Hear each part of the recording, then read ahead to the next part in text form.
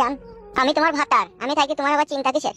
আমরা তো আমাদের মতো করে সুখ খুঁজে লিয়েছি, এবার ওরা গান মারি মরগো। তোর আব্বাকে একবার গাল দিচ্ছি, হ্যাঁ কিছু মনে করি না জানো? কেন রে? এ বড় একবার দিচ্ছি তারপরে বলছি সব কথা। কি রে বড়া?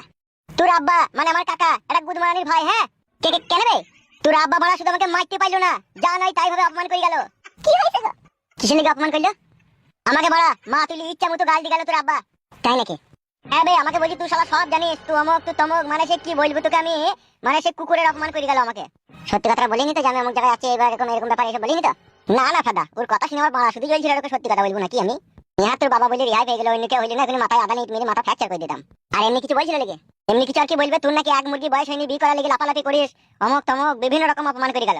তাই নাকি? হ্যাঁ ফাদা। এবার ঠিক আছে, আমার কাছে কথাটা শোন। হ্যাঁ বল। যা আমার হয়ে গেছে কিছু মনে করিস না আমার খাতিরে, ঠিক আছে? যেহেতু আমি তোর বন্ধু, বুঝলি তো ডিম? বেশ রে মারা, বেশ বেশ ঠিক আছে, রাখছি। সন্ধ্যাবেলা আমি ফোন করবো তোকে। হ্যাঁ বেশ বেশ ঠিক আছে, রাখ।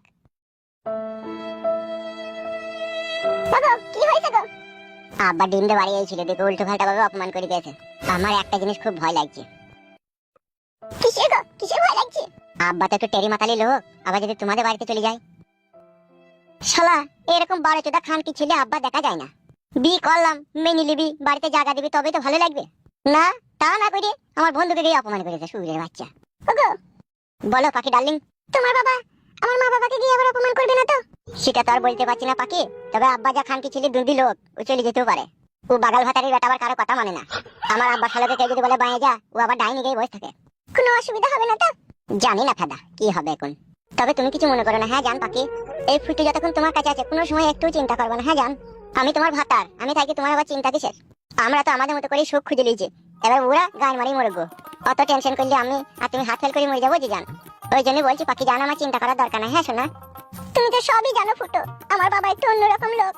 এমনিতেই আমি বাড়ি থেকে চলে আসাতে বাবা হয়তো প্রচন্ড ভেঙে পড়বে, আবার তারপরেও যদি সেই মানুষটাকে গিয়ে যদি অপমান করে, তাহলে সে নিজেকে ঠিক রাখতে পারবে না গো।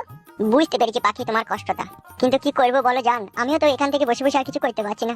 তবে তুমি চিন্তা করো না পাখি, মাথার উপরে ভগবান আছে, সব ঠিক হয়ে যাবে। হলেই ভালো ফুটো। পাখি তোমার মতো সুন্দরী রূপসী মেয়ে পেয়েছি আমার জীবনে আমি। আমার বাবা মা, তোমার বাবা মা কে কোথা কি করছে না করছে এসব কিচ্ছু আমাদের দেখার কোনো প্রয়োজন নেই। হ্যাঁ জান, আমরা শুধু দুজনেই খাবো আর এই খাটের উপরে শুবো আর করবো। হ্যাঁ জান। ও ওরে আমার চিংড়ি পাঙ্ক হাসি তোরে জানো মানু।